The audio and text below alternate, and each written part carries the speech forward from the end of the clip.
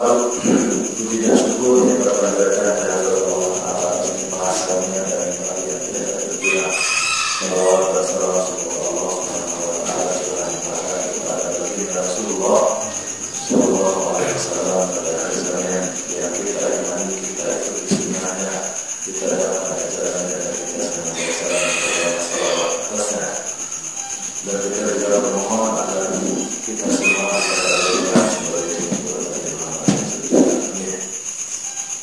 selanjutnya kita akan bahas sirah nabawi itu sampai di mana? Masih ada yang lupa. Kita balik lagi dari awal lagi. Ada yang ingat nggak? Al-Kafirun.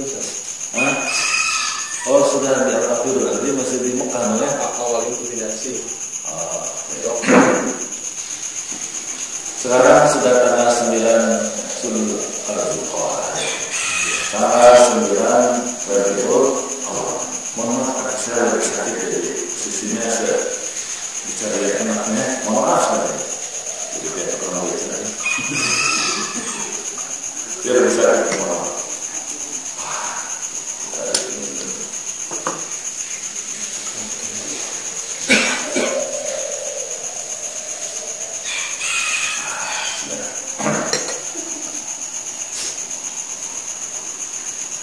Tanggal 9 Rabiul Awal ini adalah bulan ekspresi kaum muslimin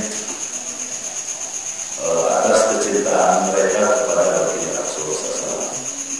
Pada ceritanya intinya bahwa kalau sudah datang bulan Rabiul Awal, apapun golongannya, apapun agamanya, pasti mengenang baginda Rasul. Dan sebagiannya mengekspresikan kecintaan Rasulullah di bulan ini melalui perayaan, melalui berbagai kegiatan, melalui sedekah, melalui janji macam-macam. Tapi intinya kita ingin berekspresi bahwa kita ingin mencintai baginda Rasul. Kecintaan kita kepada baginda Rasul itu hukumnya wajib. La yu'minu ahadukum hatta akuna ahabba ilaihi min walidihi wa waladihi wa nasi ajma'in. Tidaklah disebut beriman seseorang sampai ia mencintai aku, yaitu baginda Rasul, lebih daripada cintanya kepada orang tua sendiri, anaknya dan juga orang lain. Oleh karena itu maka upaya untuk memelihara, memupuk, meningkatkan kecintaan kita kepada Rasul adalah hal yang niscaya dan tentu utama dan berpahala. Nah, hanya tentu saja namanya juga cinta mencintai membutuhkan indikator, membutuhkan bukti. Apa bukti dan indikator kita mencintai Rasul? Ada 4. Yang pertama adalah mengimani kenabiannya, yang kedua mengikuti sunnahnya, yang ketiga mendakwahkan ajarannya, dan yang terakhir memperbanyak sholawat kepadanya. Jadi mengimani kenabiannya, mengikuti sunnahnya, mendakwahkan ajarannya serta memperbanyak sholawat kepadanya. Itulah bukti indikator bahwa kita ini mencintai Rasulullah. Tanpa mengimaninya, mohon maaf. Sudah mengimaninya tapi tidak melaksanakan sunnahnya di dalam kehidupan kesehariannya, tahu dia mencintai siapa? Udah senangnya dilaksanakan dalam kehidupan keseharian, tetapi dia abai, lalai berdakwah, mengajarkan kembali ajaran Muhammad ke sebanyak-banyaknya orang, pun juga dia tidak terbukti mencintai Rasul. Karena misalnya lisannya harus penuh dengan zikir, salat, yang itu semuanya merupakan ritual satu-satunya yang diizinkan syariat kepada baginda Rasul. Karena kita tidak boleh sholat, tidak boleh puasa kepada baginda Rasul, berdoa, tidak boleh. Itu semuanya kepada Allah Subhanahu wa taala kecuali salawat. Itu pun kalau diteliti lagi tidak berpengaruh kepada Nabi Muhammad secara khusus, tetapi balik kepada kita semuanya. Balik lagi kepada kita semuanya. Maksudnya balik kepada kita semuanya bagaimana? Ya yang beruntung kita yang salawat. Man shalla alaihi salatan sallallahu alaihi biha asyra. Siapa yang bersalawat kepada satu salawat saja, Allah akan balas dengan 10 kali lipat. Jadi keuntungannya, benefitnya kita yang dapetin juga ketika salawat. Tidak hanya itu, benefit yang lainnya juga bahwa dengan memperbanyak salawat sesuai dengan sunnah Rasul menyebabkan kita berpikiran, berkehendak, berkeinginan, bersikap, bertindak sesuai dengan tuntunan baginda Rasulullah SAW. Kenapa? Karena memang hal yang membuat kita bersalawat itu membuat kita banyak amalnya, seperti bersalawat setelah selesai mendengarkan azan, ya maksudnya kan sholat gitu ya. Belum lagi nanti bersalawat itu di dalam sholat itu sendiri, dia rukun setelah tasyahud sebelum salam membaca salawat Ibrahimiyah. Berarti kan orang yang bersalawat itu berarti rajin sholat, tidak hanya fardu juga dengan sunnahnya, tidak qobliyah dan ba'diyah sunnahnya, juga tahajud dan sholat duhanya. Jadi dengan demikian sesungguhnya sholat itu benefitnya langsung untuk kita. Ketika ingin banyak sholat, ya banyakin sholat yang disunnahkan untuk kita. Belum lagi kata Rasulullah, seseorang kalau mendengar namaku tidak bersalawat, sehingga aktivitas membaca, menulis, mendengar dan mengatakan kata Muhammad dan derivatnya, itulah yang mendatangkan peluang kepada kita untuk bersalawat, mendatangkan kebaikan untuk kita. Dan untuk itu maka kita baca hadis, untuk itu kita baca sirah nabawiyah. Nah, jadi kan keuntungannya banyak juga. Nah, belum lagi nanti ada lagi sunnahnya itu memulai atau mengakhiri majlis. Berarti kita harus banyak menghadiri majlis yang kita perkirakan ada salawat padanya. Belum lagi kita juga disunnahkan bersalawat itu ketika membuka atau menutup doa, rangkaian doa kita. Berarti kita harus rajin bersalawat. Banyaknya maka kita lagi.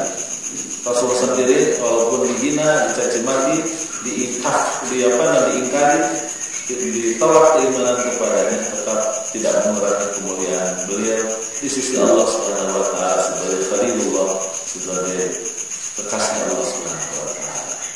Tetap sempurna balasan dari Allah Subhanahu wa taala telah datang atas jasanya berdakwah sesuai dengan apa yang diperintahkan Allah di dunia lalu ketika dia hidup di masa kenabiannya.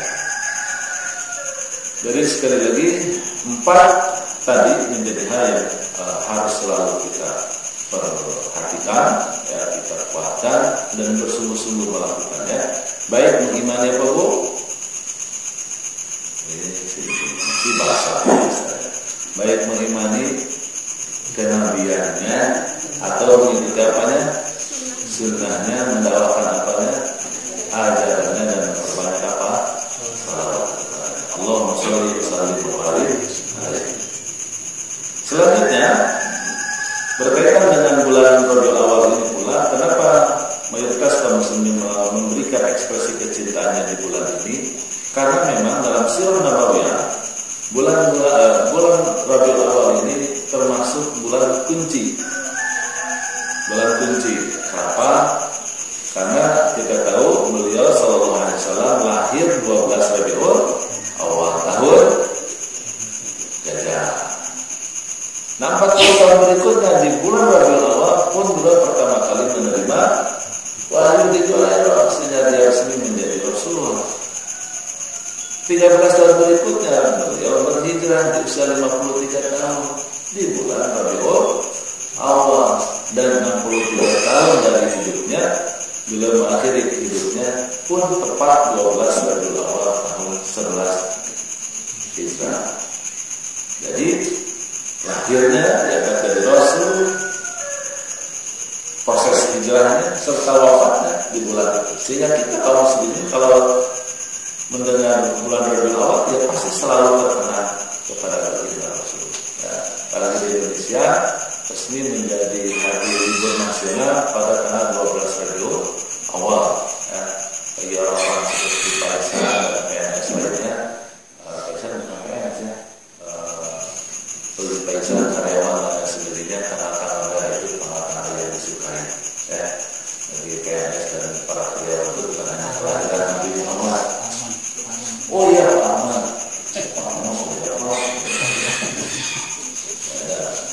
Ini karyawan. itu disukai. Jangankan maulid Nabi ya, hatta kelahiran Nabi Isa juga disukai. Kita sama-sama tanah merah. Hari galungan juga. Hari galungan Isa kalau sebagainya karena tanah merah. Tapi bukan karena itunya tentu ya, tapi karena memang ada, ya, tidak bisa dipungkiri golongan apapun yang suka maulidan, yang tidak suka maulidan, ya, pokoknya kalau kenal dari awal sama-sama macet-macet di mana di puncak. Ya. Nah, kekuncian. Rabiul Awal sebagai kunci itu pun juga menjadi sekat dari kemudahan fase dalam sirah nabawiyah.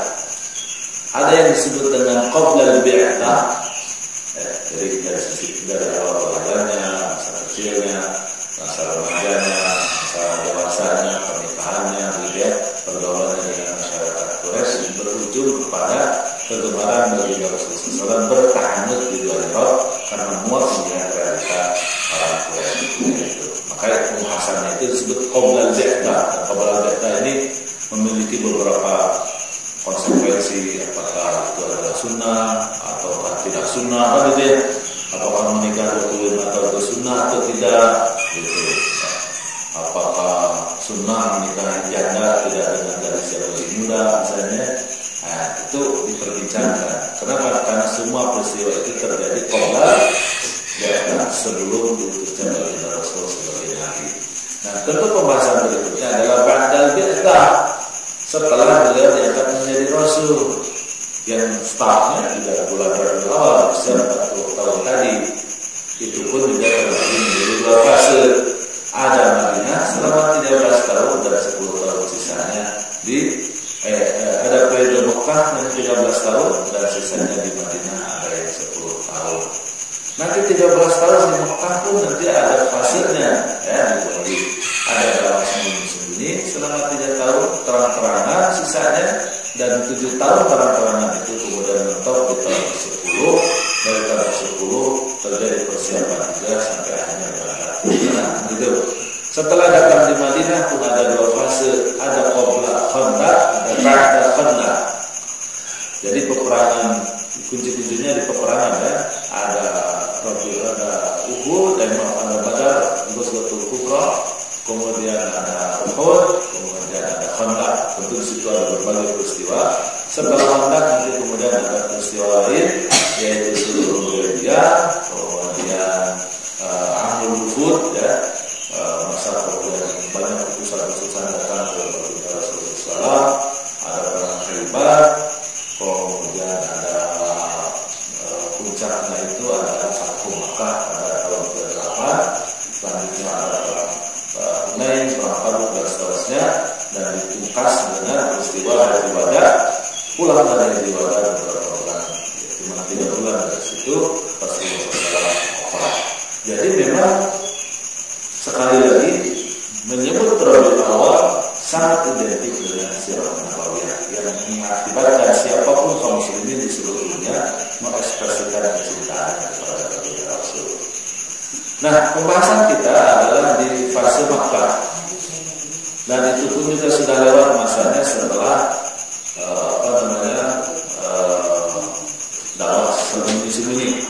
Diawali dengan dakwah terang-terangan dengan peristiwa di Bukit Safa, dan kemudian terjadi gejolak di Quraisy. Para besar Quraisy melakukan pendekatan agar dakwah yang tidak berkembang, mulai dari pendekatan yang sopan, ya, yang penuh dengan kebijakan, sampai kemudian keras menjadi sebuah bentuk intimidasi, kekerasan, pemaksaan kehendak, penyesatan opini dan lain sebagainya. Diawali dengan tawaran untuk ditawari dengan perempuan, ditawari dengan harta, ditawari dengan kekuasaan, tapi itu tidak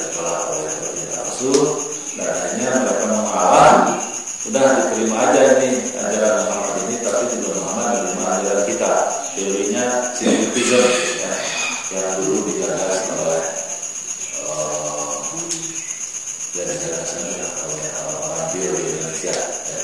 Saya agak susah menyebutkannya karena beberapa sudah pada tobat, jadi malu menyebut namanya.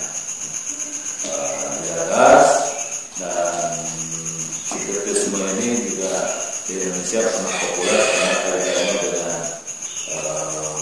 negara Pancasila yang tidak satu agama, tapi ada 5 agama yang diakui dan diupayakan 5 agama itu disinkretisme secara sedemikian rupa melalui ajaran kepercayaan, ya, melalui beberapa hal yang digagas oleh teman-teman dari Islam liberal, tetapi kemudian tertolak karena secara prinsip Islam itu adalah agama yang tidak boleh dicampur-campur, ya, agama yang tidak boleh dicampur-campur, tetapi bukan berarti intoleran, ya, tetap toleran karena Allah berfirman apa, la ikraha, tidak ada pemaksaan dalam mau kafir boleh, mau Islam juga boleh. Hanya kalau sudah Islam maka dia terikat dengan aturan Islam. Segitu saja sebetulnya. Kalau mau kafir silahkan saja. Kan problem kenapa kita pada marah sama orang Syiah? Karena orang Syiah merusak agama kita, agama Islam. Kalau orang Syiah itu resmi menjadikan agama baru, dan apa-apa. Kita juga bisa hidup berdampingan dengan Hindu, dengan Buddha, dengan Kristen, ya. Tapi kita akan sangat marah kepada Kristen kalau dia ganggu-ganggu agama kita. Sebagaimana orang Kristen marah juga kalau orang ganggu-ganggu mereka. Tidak boleh saling ganggu. Nanti harus dipahami, Syiah itu problemnya dia ganggu kita. Gitu. Nggak ada ceritanya penyebaran Syiah di kalangan Kristen. Masih mending ada penyebaran Sunni di Kristen, tapi penyebaran Syiah tidak ada. Penyebaran Syiah itu hanya ada di kalangan Sunni dalam rangka memerekatkan orang Sunni, tapi tidak Kristen bukannya dari Syiah itu seolah-olah cuma ganti madhab, padahal sesungguhnya dia ganti agama. Makanya kita tersinggung dengan dia Syiah. Salah itu bukan salah kita, salah mereka, ya. Karena kalau mereka memiliki keyakinan itu tinggal dideklar saja, ya, berikutnya tinggal diurus ke DPR, ya, untuk dimasukkan sebagai agama resmi masuk undang-undang gitu. Kalau kayak, dan itu berhasil, sudah dilakukan misalnya oleh Konghucu, walaupun itu juga sifatnya politis. Setelah Konghucu resmi menjadi negara, orang Cina juga nggak ada yang mau jadi Konghucu. Sampai hari ini nggak berkembang begitu. Orang Cina ini jadi Kristen, jadi Islam, jadi Protestan atau Buddha, yang juga Buddha. Nah, ada Konghucu, sisanya komunis, ateis, susah juga dari Konghucu kan. Kasihan mereka, saya kalau ketemu sama mereka, Masya Allah. Ya bukan apa-apa, orang ada yang mendukungnya, orang ada umat, nggak bisa dipaksa. Sekarang juga ada usaha untuk memasukkan agama keharian, tapi belum go, ya, karena dia sangat minoritas, yaitu kepercayaan agama yang dianut oleh masyarakat kaya. Toh juga kalau kita agama kaya, ternyata mayoritas adalah Kristen juga, ya, Kristen juga. Jadi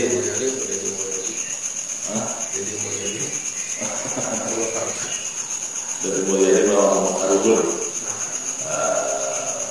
Dan ini tentu adalah hal yang sangat fundamental. Makanya tawaran mensinkretisme, menyatukan agama ini sesuatu yang tertolak. Maka turunlah surat Al-Kafirun.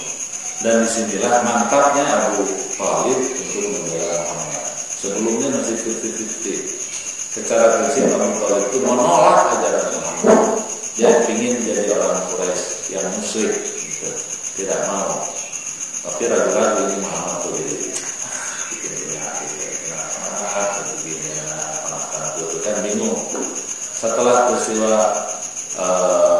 permintaan sinkretisme ini yang kemudian dijawab dengan surat Al-Kafirun, maka semakin mantaplah Abu Thalib membela Muhammad dengan kata-kata yang populer. Muhammad, silakan kamu berdakwah, perjuangkan apa yang kamu ingin, karena aku melihat kau betul-betul sungguh-sungguh aku akan bela, aku akan jaga agar orang-orang Quraisy tidak akan menyakiti, walaupun dia tetap aja musyrik.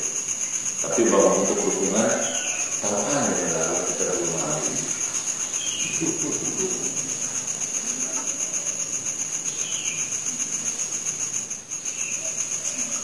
Setelah turunnya ayat ini, maka saya katakan lagi eskalasi itu meningkat. Ya, eskalasi penindasan kekerasan yang dilakukan oleh orang Quraisy meningkat. Puncaknya adalah embargo ekonomi. Ini sebetulnya kalau kita, saya tidak siap di kepala saya, menarik gitu ya kalau dilihat tokoh. Ya. Tapi intinya begini, ketika kemudian mereka mencoba kekerasan itu repot. Kenapa repot? Karena orang Arab itu tadi sebagai kita pernah bahas, mereka right and wrong is my kabilah. Jadi benar salah dia kabilahku. Jadi walaupun punya ajaran macam-macam, nggak bisa dibunuh, nggak bisa disakiti. Karena kalau disakiti sampai kemudian terbunuh, itu akan perang saudara antara kabilah. Orang Quraisy paham itu. Sehingga pengikut Nabi Muhammad ini yang bisa dibantai, ya budak saja, hamba sahaya itu tunjuk oleh tuannya masing-masing. Makanya proyek yang dilakukan oleh Abu Bakar radhiyallahu anhu adalah membebaskan para budak. Dari mulai keluarga Yasir, ya, kemudian juga Bilal, terus nanti ada sahabiat siapa namanya yang ditusuk matanya, yang ditusuk matanya, pokoknya ada tuh yang ditusuk matanya sama tuannya, itu juga dibebaskan oleh Abu Bakar dan beberapa yang lain. Itu juga Utsman bin Affan seterusnya. Nah, kenapa? Karena kalau kepada Abu Bakar, kepada Utsman, kepada orang Quraisy lainnya nggak ada berani menyakitinya. Karena kalau menyakiti nanti problemnya adalah kabilah. Sehingga karakter assassination itu tidak dilakukan atas nama individu.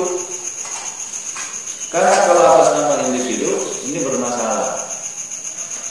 Makanya dilakukan pembunuhan karakter itu atas nama kabilah. Jadi bukan Muhammadnya, tetapi adalah kabilahnya.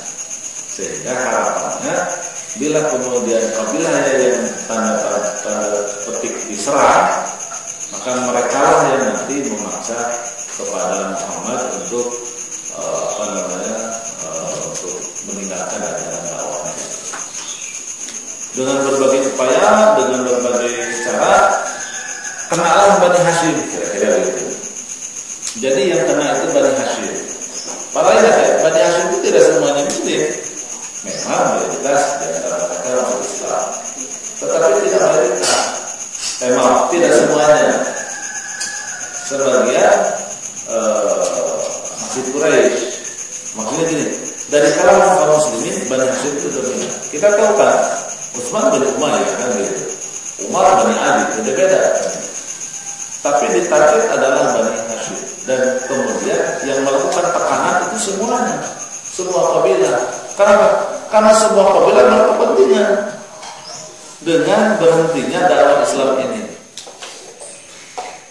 Maka hanya kemudian orang Quraisy bersepakat melakukan embargo Bani Hashim.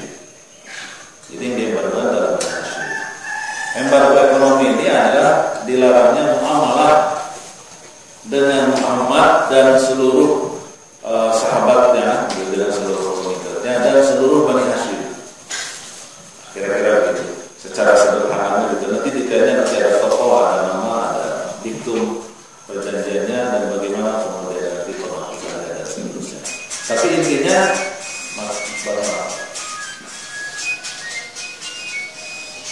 Tapi intinya bahwa intimidasi inilah yang menyebabkan kesulitan yang luar biasa. Bayangkan ketika itu para sahabat radhiyallahu anhum punya uang, tapi tidak bisa belanja. Dia tidak bisa belanja, tidak bisa membelanjakan uangnya karena termasuk larangan dalam. Dan ini mencekam para sahabat kelaparan luar biasa. Misalkan Bani Hashim, ya tapi kan Bani Hashimnya itu ke Muhammadnya, Muhammad diderivatkan kepada seluruh pengikutnya. Dan itu terus menerus begitu sampai akhirnya kemudian situasi Mekah itu menjadi kacau balau karena yang disasar tidak hanya Muhammad dan para sahabat, juga adalah kalangan orang musyrikin yang lainnya. Maka bentuk penolakan terhadap yang baru ini juga menurun. Dan akhirnya Allah SWT atas itu ketika lauhah yang mencatatkan kesepakatan yang baru kepada Bani Hashim itu juga hancur dimakan Tayyab yang diutus oleh Allah Subhanahu wa taala untuk memakan lauhah tersebut di Ka'bah. Sehingga kemudian dengan tidak adanya lauhah tersebut ada protes dari beberapa kelompok Bani Hashim yang musyrik tentu saja, dan akhirnya kemudian terbebaskan. Dan itu jaraknya lumayan 3 tahun. Menderita sekali, luar biasa. Sampailah kemudian tiba pada tahun ke-10, 7 tahun. Ya, jadi itu kan kalau tidak salah peristiwa itu di tahun ke-4. Ya, sampai puncaknya di tahun ke-10. Di ke-10 inilah maka kita tahu wafatnya Abu Thalib. Nah, wafatnya Abu Thalib ini tentu memukul baginda Rasul yang relatif beliau tidak mungkin dijamah oleh orang Quraisy fisiknya. Ya, kalau opininya aja sudah disesatkan, dari awal-awal aja sudah disesatkan opini tentang Muhammad.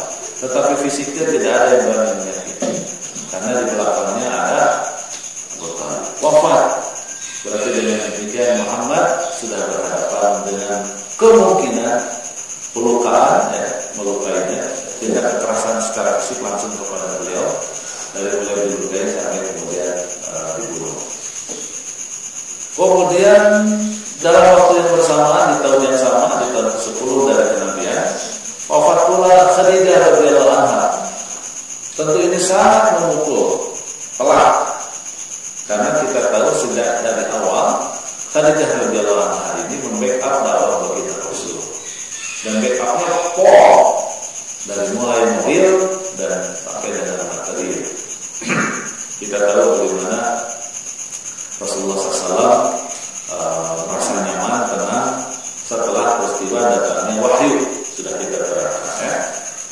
Tenang, ya, diberikan solusi, ya, dikasih alternatif pendapat, sampai kemudian akhirnya Muhammad SAW tahu bahwa dirinya itu adalah Rasul. Kalau boleh disebutkan jasanya ini, kenapa tahunya Rasulullah bahwa dirinya Rasul, itu tidak lepas dari jasanya siapa?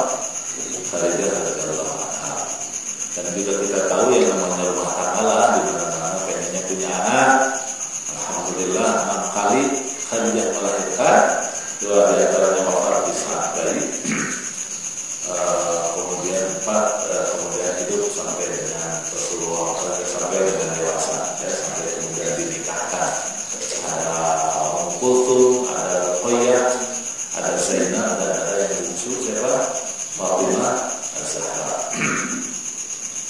Yang ketiganya tentu saja Khadijah radhiyallahu anha ini menghabiskan seluruh hartanya untuk perjuangan dakwah. Sehingga saat wafatnya Khadijah itu sudah habis memerdekakan yang hamba sahaya, menyantuni sesama muslimin yang tertindas dan miskin dan seterusnya. Ini luar biasa yang dilakukan Khadijah. Kemudian wafat, tentu ini memukul baginda Rasul. Situasi inilah yang akhirnya membuat orang Quraisy, para pembesar Quraisy gembira. Saya katakan tadi, karenanya maka mereka berani melakukan intimidasi lebih keras, malah ancamannya langsung kepada fisik baginda Rasul. Opini penyesatan semakin gencar. Ini kayaknya kalau dalam TV ini sudah kena hook. Jadi Muhammad dari sempoyongan, ya, sempoyongan tinggal digubrak, ya, tinggal jatuh. Tetapi katanya apa namanya, bahasa kerennya itu diselamatkan oleh lonceng, sehingga Rasulullah bisa kemudian bertahan. Nah, kebertahanan ini, ya, dikarenakan atau penyelamatan lonceng belnya itu adalah dengan diberangkatkannya adalah perjalanan Isra dan Mi'raj. Karena keterpurukan itu menjadikan baginda Rasul tidak bisa lagi berdakwah di Mekah Mekah, dirinya terancam secara fisik, maka pilihan adalah berdakwah keluar. Tawaran keluar ada, tanpa pikir panjang beliau berangkat. Ternyata di Taif beliau sadar, jangankan dakwahi, masuk kota Taifnya saja gagal. Pulang dengan luka, penuh kehinaan, remuk rendah hatinya. Dan itu kemudian Allah dihibur ya, dengan perjalanan Isra dan Mi'raj sebagai apresiasi Allah Subhanahu wa taala akan keberhasilan baginda Rasulullah SAW bersabar dan istiqomah berdakwah selama 13 tahun, apapun 10 tahun apapun rintangan dan hambatannya, sebesar apapun kendalanya, dan akhirnya berkorban apapun yang dimilikinya akan melewati segala itu. Karena maka Allah mengapresiasi dengan perjalanan Isra dan Mi'raj. Perjalanan Isra dan Mi'raj itu sendiri dari berbagai sisi tentu adalah inspiring ya, bagi kita nih kaum muslimin hari ini ketika membaca kisah Isra dan Mi'raj. Inspiringnya adalah dari sisi kejadiannya. Sisi kejadiannya itu tentu saja adalah kharqun minal 'adah. Kharqun minal 'adah irrasional. Ya, tidak sebagaimana umumnya kejadian. Bayangkan di setengah malam bagi Rasul berangkat ke Yerusalem, ke Al-Quds, kemudian salat 2 rakaat di situ, berikutnya berangkat ke Sidratul Muntaha, terus balik lagi ke Baitul Maqdis, ke Yerusalem, kemudian balik lagi ke Masjidil Haram di Mekah. Kan harus ada peristiwa. Jadi dari sisi peristiwanya ini luar biasa. Nah, dari sisi peristiwanya ini ada 2 sisi. Pertama, Muhammad SAW adalah Nabi Allah. Kenapa? Karena Allah tunjukkan mukjizatnya. Dan sebagaimana Nabi-Nabi sebelumnya Allah juga tunjukkan mukjizat, maka Muhammad SAW pertama menampakkan mukjizat di Mekah melalui peristiwa sebenarnya. Kalau kita tahu kan nantinya ada mukjizat yang lain ya, meludahi Abu Bakar, kemudian mencurahkan air dari tangannya, membuat hidangan isinya Jabir yang hanya 1 ekor kambing kecil tapi cukup untuk makan ratusan para sahabat. Ya. Itu beberapa mukjizat ada yang lain. Tetapi di Mekah pertama kali mukjizat itu ditampilkan selain Al-Quran dan mukjizat Al-Quran itu mukjizatnya itu kita ketahui secara Rasulullah setelah Rasulullah wafat. Tetapi kalau bicara tentang yang fisik tadi, ini adalah hal yang pertama. Kita sekali lagi sebagai pembaca sirah kaum muslimin hari ini yang juga mengimani nabi-nabi lain sebanyak 25 orang, maka yakin Muhammad SAW ini adalah Nabi Allah karena beliau dapat giliran mendapatkan mukjizat. Karena itu perjalanan itu irasional ketika itu, belum ada pesawat terbang, belum ada pesawat alih ke luar negeri dan lain sebagainya. Tapi kemudian Rasul melakukannya bersama Jibril menggunakan buraq. Sisi yang kedua adalah efek sosialnya dengan peristiwa itu. Baik kaum muslimin, ya orang Quraisy yang masuk Islam, atau orang Quraisy yang musyrikin. 2 kelompok ini tercengang dengan informasi, dengan berita Isra dan Mi'raj ini. Orang musyrikin Quraisy semakin yakin Muhammad itu pendusta. Disesatkan opininya bahwa Rasulullah adalah pendusta, bahwa ajarannya itu sesat. Semakin yakin. Apa? Tuh, ngaco. Udah ngaco lagi. Nyata ngaco. Itu efeknya. Merugikan? Sangat merugikan sebetulnya. Semakin jauh dari simpati, tidak ada orang yang kemudian mau mendekat Muhammad. Terlebih lagi ada penyesalan opini, kekhawatiran orang-orang musyrikin Quraisy kalau mengikuti Muhammad berhadapan dengan penderitaan, penyiksaan, intimidasi. Itu efeknya. Nah, dengan efek itu aja dakwah berhenti, itu sudah tidak bisa lagi diubah. Tidak hanya kepada orang-orang musyrik, saya katakan orang-orang musyrikin, juga termasuk kepada orang Islamnya. Ada efeknya. Efeknya kira-kira, nah Muhammad ini gimana? Kita imani sudah kita ikutin, sudah kita menderita, disiksa apa, susah ngomong begini lagi biar jadi ada keraguan, setan masuk ke hati kaum muslimin. Jadi ketika informasi itu disampaikan tidak diterima oleh kaum muslimin. Apalagi orang Quraisy bersorak-sorai, nyata nih Muhammad keliru nih, udah pendusta, mau apa?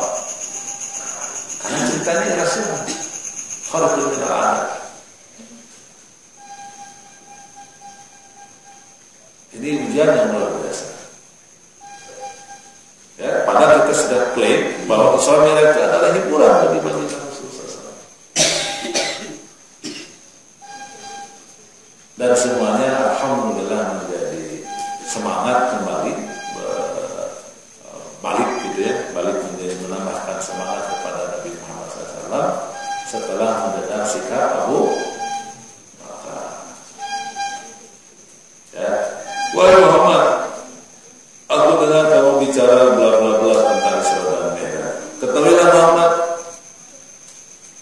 apapun yang kau katakan, aku sudah membenarkan. Ketahuilah Muhammad, apapun yang akan kau katakan, aku sudah membenarkan. Benarkah kamu mengatakan begitu? Kata Rasulullah, aku benarkan. Dan itu disampaikan para sahabat, maka kemudian para sahabat berbalik menjadi lebih kuat imannya. Jadi ketika itu efeknya orang Quraisy musyrikin semakin tidak mau kepada baginda Rasul. Tetapi berikutnya akhirnya seluruh kaum muslimin merapat kepada baginda Rasul.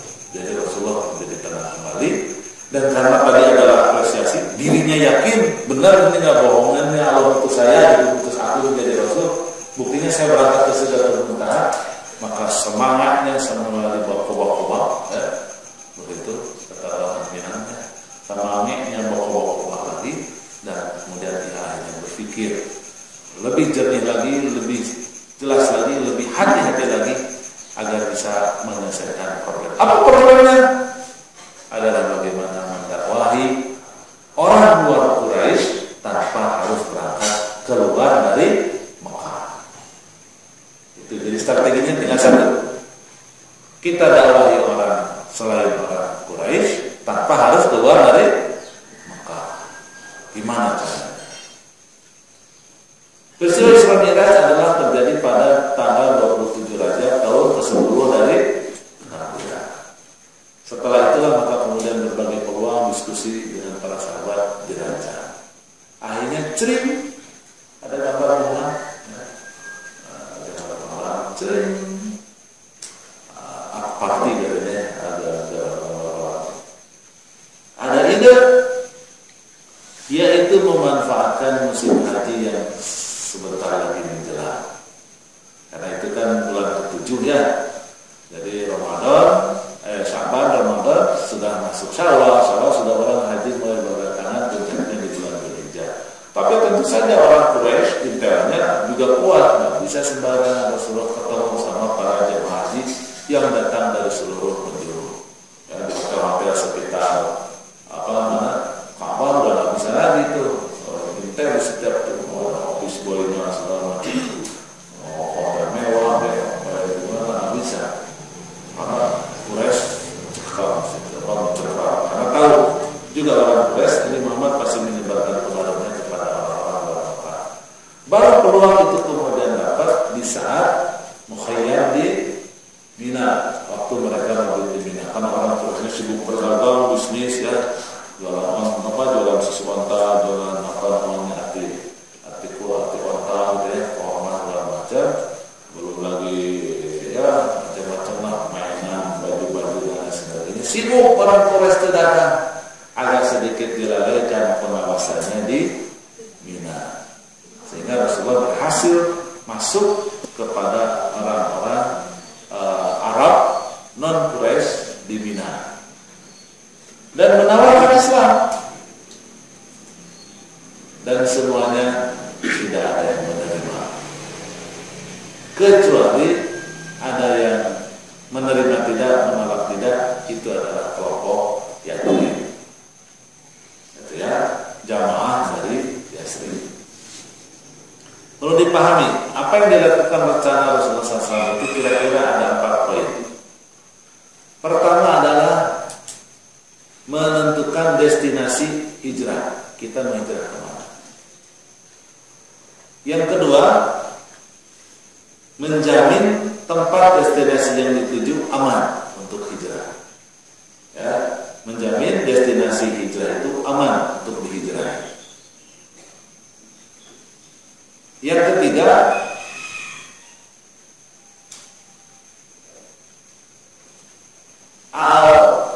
merencanakan proses pemberangkatan hijrah. Bagaimana teknisnya pemberangkatan hijrah kaum muslimin ke tempat yang dituju. Yang keempat, langkah-langkah apa yang harus dilakukan di destinasi hijrah nanti. Jadi 4 yang dilakukan oleh Rasulullah SAW dengan cermat untuk melakukan hijrah. Dan dalam sejarah Nabi Muhammad SAW, peristiwa hijrah ini menjadi penting pelajaran untuk kita semuanya, karena dengannya kita akan tahu bila segala sesuatu direncanakan dengan baik dan matang, maka akan menjadi lebih baik hasilnya. Sebelum peristiwa hijrahnya 10 tahun betul-betul dilepas oleh Allah Subhanahu wa taala kepada Nabi Muhammad SAW. Kalau kata orang ilmiah, dibiarkan try and error. Try and error.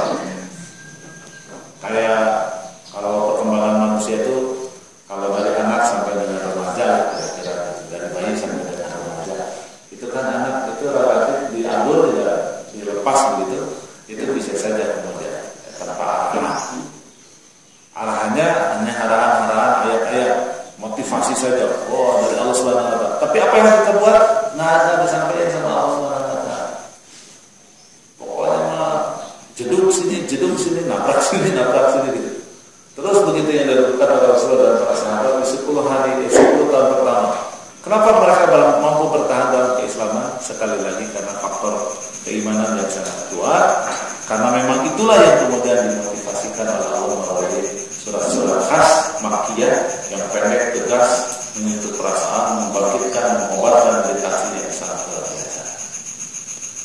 Setelah militansi teruji, mereka begitu kokoh, maka berikutnya militansi itu menjadi penyempurna, ya, bukan yang pokok, tetapi yang pokok adalah perencanaan yang matang.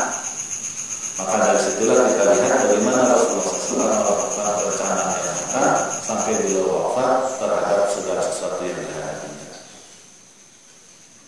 Sekali lagi ada 4 yang direncanakan oleh baginda Rasul: menentukan destinasi hijrah, menjamin destinasi hijrahnya itu aman. Yang ketiga, membahas tentang teknis pemberangkatan hijrah. Dan yang keempat adalah merencanakan apa yang pertama kali dilakukan setibanya di Madinah.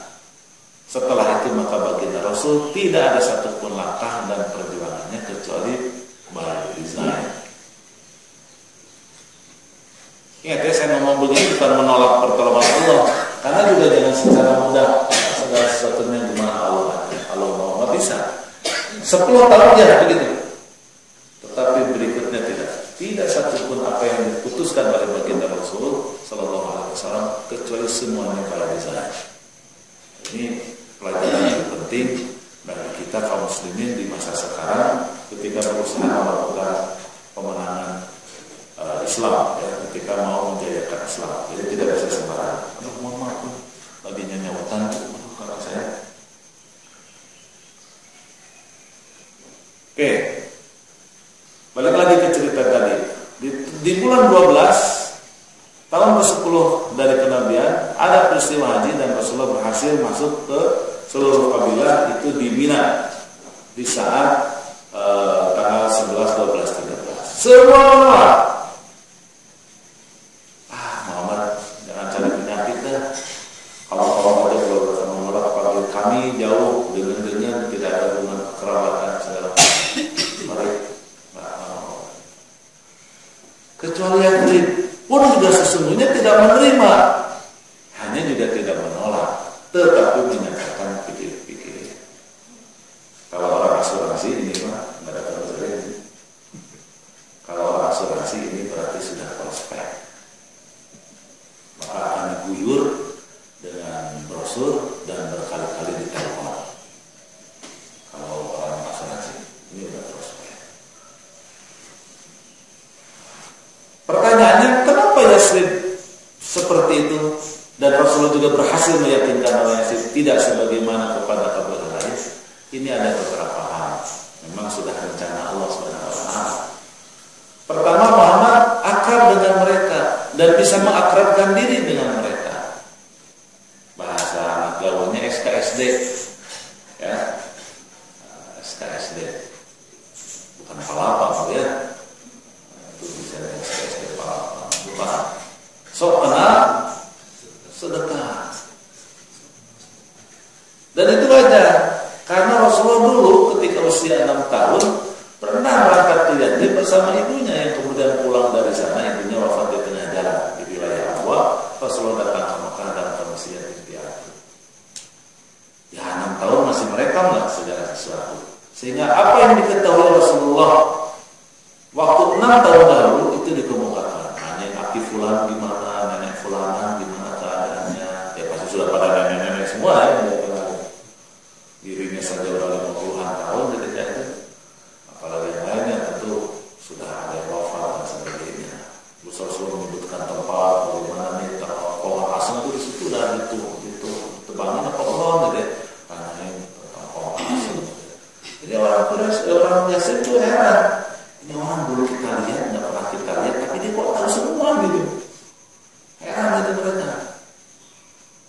Jadi saja terasa datang.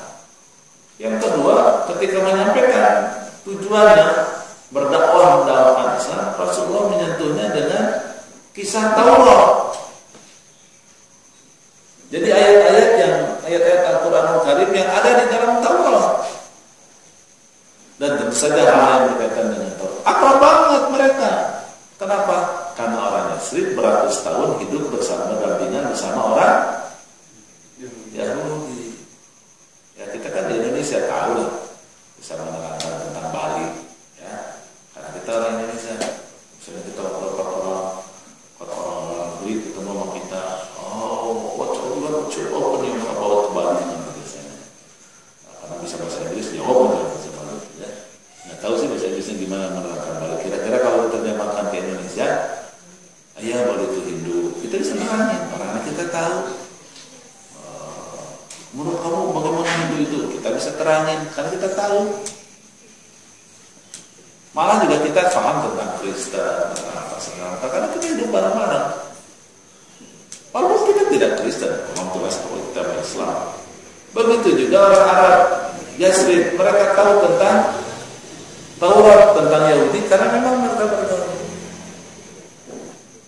Dan itu ternyata jelek. Kalau bahasa WhatsApp ya, jelek. Itu kena di hati mereka.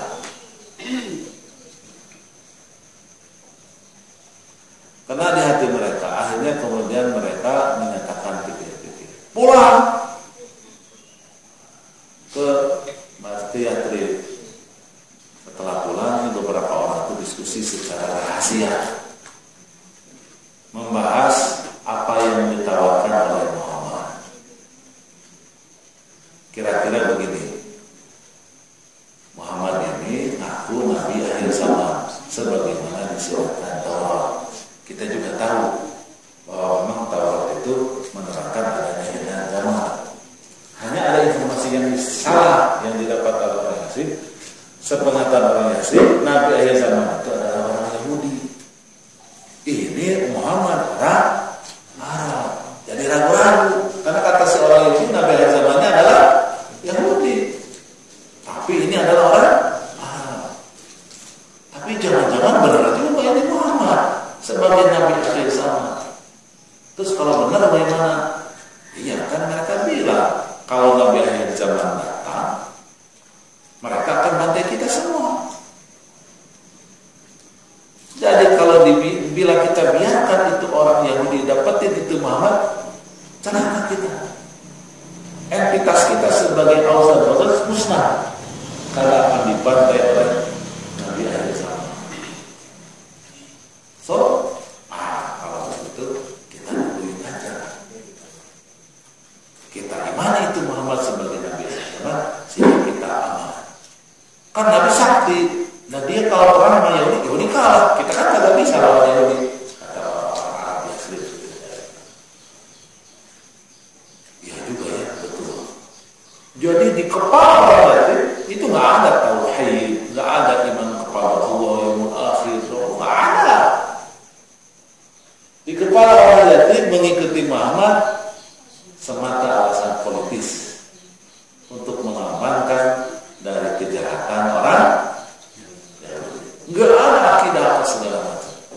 Terus ada Nabi Muhammad menjamin itu? Tidak juga. Nabi Muhammad sama aja kemana-mana juga tauhid, kerasulan, syariat, berbuat baik, berakhlak dan seterusnya. Itu udah ada kan. Tapi diterimanya orang-orang itu hanya akibat efek samping aja. Tapi yang pokok kalau kita mengikuti Muhammad SAW, kita aman dari gangguan orang dari orang-orang Yahudi. Maka di tahun berikutnya, tahun berapa Bu?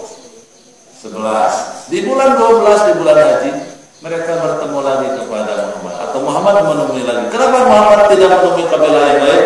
Sudah out, yang prospek adalah orang asli. Sampai closing. Nah, kata Pak Gus closing.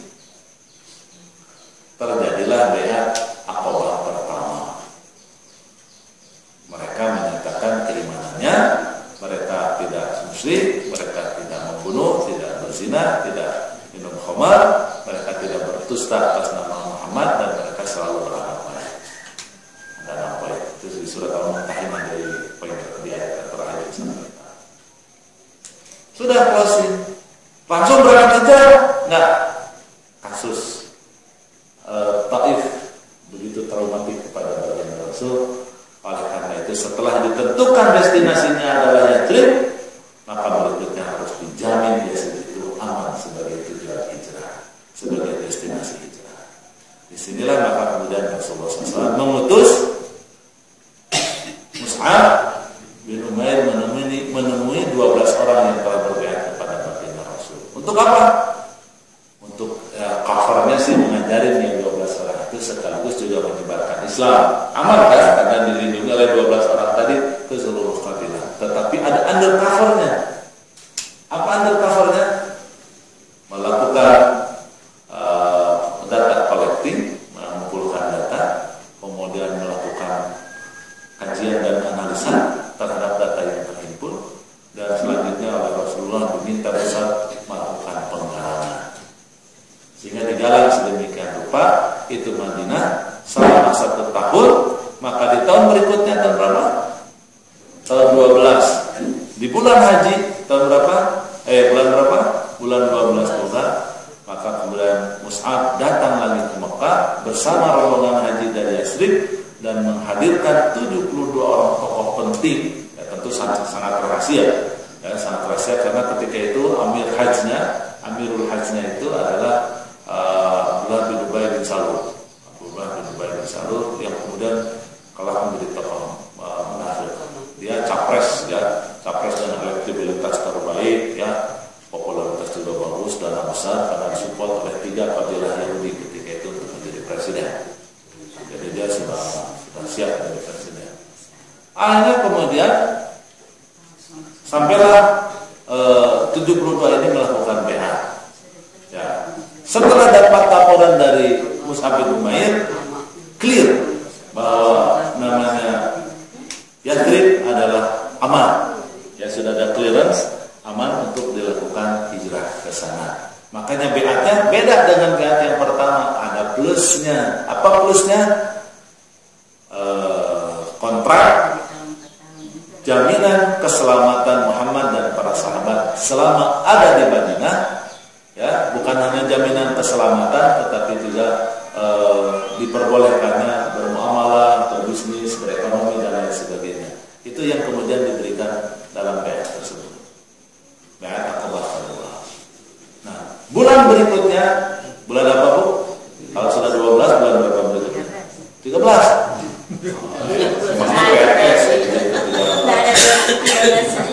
Bulan berapa?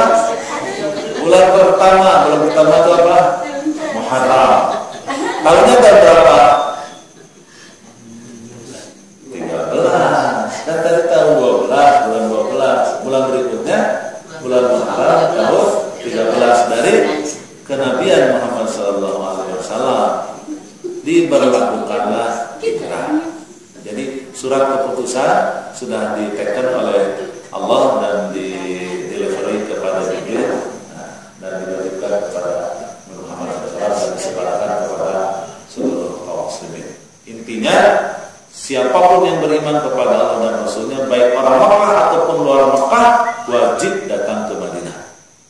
Hatta luar Mekah. Tetapi tentu saja mayoritas bicara tentang hijrah adalah orang Mekah. Nah, berikutnya dilakukanlah perencanaan pemberangkatan umroh, hijrah. Tentu dengan berbagai modelnya. Ya, berbagai modelnya. Baik sahabat radhiyallahu, kemudian berikutnya adalah baginda Rasulullah sendiri. Ini sudah kita bahas sesungguhnya dalam penjelasan tentang hijrah. Nanti kita akan detailkan di pertemuan yang akan datang. Secara ringkas nanti kita ulang lagi para desa diingatkan ya. Jadi proses hijrah. Yang berikutnya adalah Rasulullah SAW sampailah dengan seluruh sahabat di Madinah, dan setelah itu maka kemudian melakukan apa yang sudah direncanakan jauh-jauh hari, yaitu melakukan berbagai aktivitas pertama dan berbagai aktivitas mengawali kehadiran beliau di mana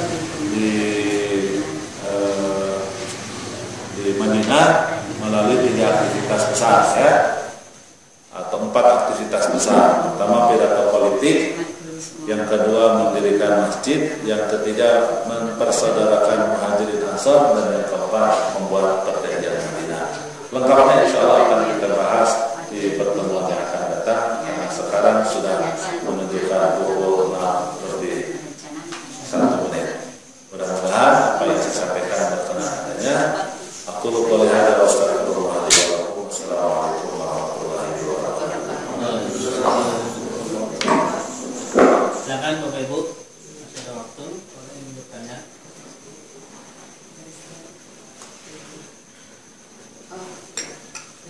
Tidak ada kayaknya, mau liburan nih, anak-anak ya. Ustaz mau nanya Ustaz. Ya, jangan susah-susah ya. Akhir zaman itu yang dari kaum Yahudi itu tertulis di Taurat apa asumsi orang Yahudi Ustaz? Yang mana? Yang bahwa Nabi akhir zaman itu berasal dari Yahudi. Itu tertulis. Di Tauratnya tertulisnya adalah orang Jazirah Arabia. Oh, gitu. Makanya mereka datang ke Jazirah Arabia berharap keturunan mereka nanti jadi Nabi. Dan ciri-ciri yang disebutkan di dalam Taurat persis ada pada baginda Rasulullah SAW. Misalnya lahir yatim, gitu ya.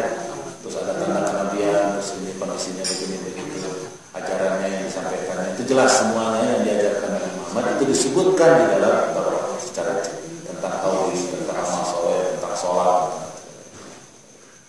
Hanya mereka berkeinginan yang lahir itu adalah dari bangsa Yahudi.